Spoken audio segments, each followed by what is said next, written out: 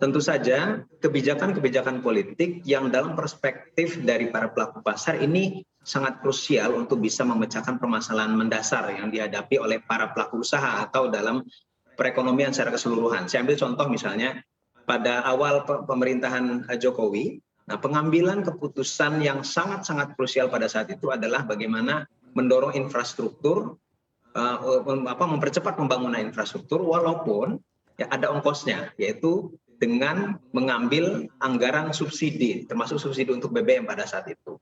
Nah, pelaku pasar melihat memang selama ini Indonesia itu terlalu jauh ketinggalan dalam pembangunan infrastruktur.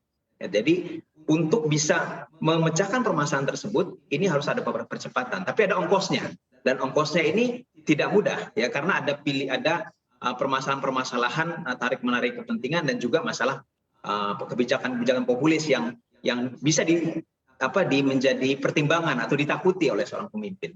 Nah, jadi itu satu. Termasuk juga diantaranya selain itu misalnya adalah bagaimana nanti misalkan memilih pembantu-pembantu atau kabinet ya menteri yang profesional itu juga akan dilihat oleh pasar nanti. Nah, tapi yang perlu digarisbawahi juga adalah bagi seorang pemimpin ke depan ya, bukan hanya kepentingan pasar dalam kutip investor ya, tapi juga masyarakat secara keseluruhan termasuk yang kalangan menengah ke bawah gitu. Karena kalau hanya memperhatikan investor saja ini ya prinsip mekanisme pasar ya tidak sepenuhnya bisa menjamin masalah distribusi termasuk distribusi pendapatan ya. Jadi makanya misalnya kebijakan lokal konten itu seringkali menjadi permasalahan atau dipersoalkan oleh para pelaku bisnis terutama dari luar ya. Nah, tapi ini dibutuhkan termasuk untuk UMKM dan kita tahu bahwa basis ekonomi kita adalah di UMKM. Lalu yang kedua misalnya kebijakan hilirisasi. Nah, ini kebijakan hilirisasi ini salah satu paketnya adalah misalkan ada larangan ekspor dalam bentuk bahan mentah. Nah, ini bagi banyak investor yang biasanya dulu banyak mengekspor dalam bentuk bahan mentah tentu saja tidak disukai gitu ya. Tapi ini mesti dilakukan untuk kepentingan pertumbuhan ekonomi kita dalam jangka panjang. Nah, termasuk diantaranya misalkan juga para pelaku pasar ingin ada equal treatment ya dan juga bahkan to some extent sampai kepada free competition ya. Nah, tapi kita tahu bahwa ini tidak bisa full kita lakukan karena ada ketidakseimbangan kekuatan ya antara pelaku ekonomi antara yang besar dan yang kecil gitu ya. Nah, sehingga harus juga mempertimbangkan masalah keadilan, masalah akses yang kalangan menengah ke bawah, memperhatikan bagaimana pengembangan industri dan pelaku dalam negeri ya bukan hanya investor dari luar. Nah, ini jadi pertimbangan-pertimbangan ini juga menjadi satu yang krusial ya untuk juga dipertimbangkan. Oke, baik. Saya akan ke Pak Jayadi. Pak Jayadi, kalau dari point of view Anda sebetulnya dari bakal calon presiden begitu ya yang sudah beredar namanya ada Ganjar Pranowo, ada Prabowo Subianto, lalu juga ada Anies Baswedan. Sebetulnya menurut dari Anda sendiri, dari LSI sendiri, mana sih yang lebih mengerti terkait ekonomi Indonesia? Kalau saya perhatikan semua calon yang ada itu, kalau katakanlah baik itu calon presiden yang 3 besar itu maupun yang di bawahnya, itu tidak ada yang anti pasar, kalau mau disebut gitu ya. Misalnya tidak ada yang anti modal asing, kemudian tidak ada yang menganggap impor itu tidak boleh atau yang memproyeksikan ekonomi yang cenderung lebih nasionalistik gitu. Belum ada paling tidak sampai sekarang. Itu pandangan saya ya yang saya lihat gitu. Berbeda misalnya ketika pemilunya menjelang 2014 sama 2019. Itu paling tidak di tingkat retorik kan ada retorika misalnya anti modal asing, anti asing, bahkan ada yang anti Cina yang sering dipeyoratifkan istilah anti asing dan sebagainya. Nah, sampai hari ini saya belum melihat retorika seperti itu yang dimunculkan oleh para bakal calon presiden maupun para pendukung atau relawan presiden. Yang kedua, saya lihat kalau kita perhatikan misalnya 3 nama teratas yaitu Ganjar, Prabowo dan Anies misalnya, atau Anies, Ganjar, Prabowo kalau secara alfabet, itu kan semuanya punya pengalaman di pemerintahan. Kalau kita lihat semuanya tampaknya cukup dekat hubungannya dengan para pengusaha. Bahkan saya bisa melihat sejumlah penasehat bakal nama-nama ini cenderung juga dekat dengan kalangan dunia usaha.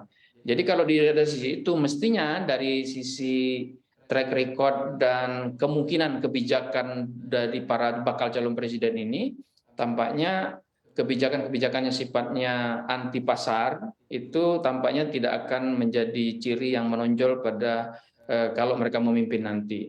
Tapi pada saat yang sama isu-isu yang mengedepankan UMKM gitu, masyarakat kelas bawah, kemudian bantuan sosial dan seterusnya itu juga menjadi pilihan-pilihan dari para nama-nama ini kelihatannya ya. Jadi persis seperti yang disampaikan oleh Pak Faisal tadi. Jadi tampaknya ada kecenderungan untuk pro pasar, tapi sekaligus juga mencari jalan bagaimana caranya supaya kalau istilah Indonesia ekonomi kerakyatan tetap dijalankan. Ya, ringkasnya gitu. Oke, baik. Saya akan ke Pak Saidiman. Pak Saidiman sebetulnya melihat begitu ya kredibilitas yang mana juga disebutkan tadi oleh Pak Jayadi, masing-masing begitu nampaknya pro pasar. Tapi sebetulnya walaupun pro pasar, Anda melihatnya yang akan mendatangkan investasi karena memang lebih dekat dengan investor baik dari dalam negeri dan juga mancanegara di pilihan yang mana menurut Anda? Iya, ini pertanyaan yang sulit tentu saja ya, karena tapi gini, saya ingin menyambung tadi Bang Jayadi. Sebetulnya kalau kita lihat, saya kira bukan hanya pada 3 tokoh yang populer saat ini, tetapi umumnya elit kita kan sebetulnya lebih banyak posisinya di tengah sebetulnya. Tidak benar-benar pro pasar, tapi tidak juga benar-benar proteksionis gitu ya. Mereka cenderung di tengah. Jadi ada upaya untuk menyeimbangkan perspektif mereka tentang ekonomi. Tetapi kalau kita lihat di dalam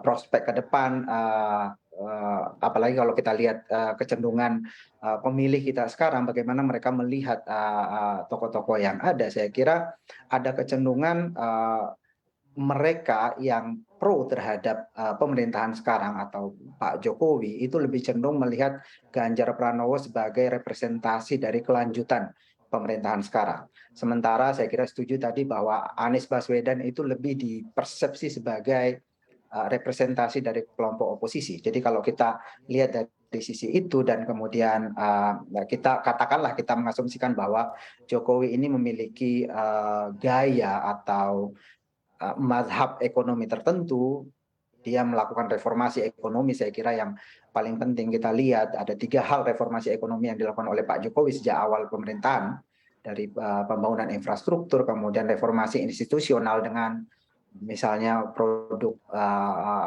Omnibus Law itu, kemudian ada pembangunan sumber daya manusia. Saya kira 3 hal ini menjadi sangat penting dan dari sisi pemerintah sekarang ada kebutuhan untuk melanjutkan itu. Jadi kalau pertanyaannya adalah siapa di antara tokoh-tokoh ini yang kemungkinan bisa melanjutkan reformasi ekonomi itu, saya kira dari perspektif masyarakat yang sebagaimana yang kita temukan di dalam survei, publik melihat Ganjar Pranowo sebagai representasi dari tokoh yang ada atau tokoh-tokoh populer yang ada yang kemungkinan dipersepsi bisa melanjutkan apa yang sudah dilakukan oleh Pak Jokowi itu. Dan kita juga perlu melihat bahwa tingkat kepuasan publik terhadap apa yang dilakukan oleh Pak Jokowi sejauh ini cukup baik, sekitar 70% dalam beberapa tahun terakhir. Bahkan ketika ekonomi kita turun, tingkat kepuasan publik terhadap Pak Jokowi tetap tinggi sebetulnya di atas 60%. Itu artinya apa yang dilakukan oleh pemerintah Jokowi terutama di dalam reformasi ekonomi itu mendapat apresiasi publik dan ada aspirasi publik untuk melanjutkan apa yang sudah dilakukan oleh Pak Jokowi. Jadi kalau pertanyaannya adalah siapa yang mungkin melakukan itu, saya kira sekarang ini Ganjar Pranowo ya dari sisi itu. Karena retorika yang dibangun oleh Anies Baswedan misalnya itu terlihat lebih oposan terhadap apa yang dilakukan oleh pemerintah sekarang. Oke, baik. Anda menyebutkan Ganjar Pranowo begitu ya untuk melihat ekonomi dan juga investasi lebih dekat begitu. Dan kita ke Pak Faisal. Pak Faisal, sebetulnya kita telah disebut begitu ataupun sudah tersebut dari Pak Saidiman dari SMRC yang mana memang Ganjar Pranowo sebetulnya bisa begitu ataupun melihat dari sisi keekonomian dan juga investasi dalam menjadi nantinya apabila menjadi Presiden RI. Sebetulnya Anda melihatnya seberapa mampu sih Ganjar Pranowo juga untuk menghadapi tantangan yang ada saat ini seperti ada resesi global, inflasi, lalu juga musim suku bunga acuan yang tinggi dari berbagai bank sentral yang mana juga akan menghambat pertumbuhan ekonomi kita. Seperti apa? Silakan Pak Faisal.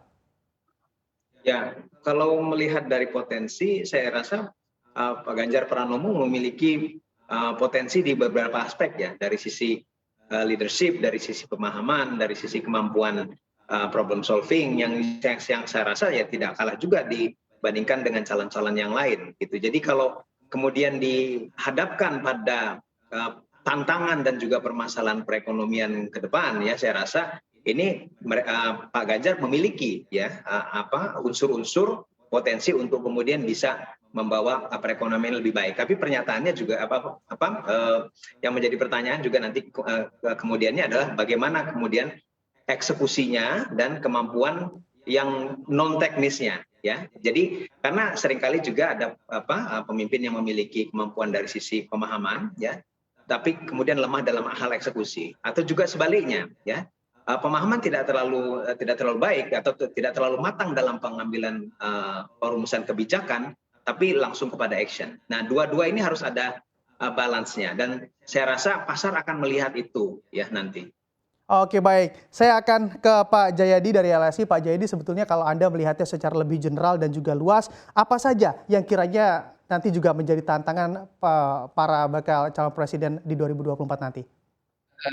Ya, pertama tentu saja ya yang paling kita lihat di 2023 ya, apakah resesi itu betul-betul seberat yang kita bayangkan, misalnya resesi ekonomi. Nah, jadi presiden berikutnya tentu saja akan pertama-tama mendapatkan PR besar untuk menyelesaikan persoalan-persoalan bagaimana menghadapi resesi ekonomi itu. Yang tentu saja bagaimana caranya itu Mas Faisal yang bisa menganalisisnya. Yang kedua saya kira adalah terkait dengan karena tahun-tahun pasca 2024 itu nanti adalah tahun-tahun yang berat ya, tahun yang dimana energi bangsa Indonesia difokuskan pada penyelesaian masalah-masalah real di bidang ekonomi dan sosial terutama. Maka memang PR besarnya adalah bagaimana presiden yang terpilih adalah memastikan satu adanya stabilitas politik yang memadai. Jadi semua kekuatan politik sedapat mungkin secara mayoritas itu bisa diorkestrasi oleh presiden untuk memastikan dukungan yang kuat terhadap proses pemulihan masalah-masalah yang dihadapi ke depannya. Jadi soal stabilitas politik, soal persatuan dan kesatuan dan seterusnya. Yang ketiga adalah tantangannya berikutnya adalah program-program besar yang sudah diapresiasi masyarakat seperti infrastruktur yang banyak masih belum selesai ya. Infrastruktur jalan, airport, lapangan udara, kemudian kereta api, pelabuhan laut dan seterusnya itu jadi infrastruktur secara umum lah itu menjadi faktor yang menonjol yang menjadi PR. Dan tentu saja isu IKN, isu ibu kota negara baru itu apakah itu ya akan menjadi PR besar bagi presiden ke depan. Apakah melanjutkan begitu atau misalnya melambatkan atau mempercepat, itu akan menjadi faktor yang menjadi PR besar bagi presiden di periode yang akan datang. Yang terakhir saya kira ini yang juga sangat penting adalah PR-nya memastikan reformasi hukum dan pemberantasan korupsi benar-benar dituntaskan oleh presiden yang akan datang, yang seharusnya selesai di zaman Pak Jokowi ini, tapi cukup tersendat ya, terutama isu-isu terkait dengan KPK, penegakan hukum lainnya dan sebagainya.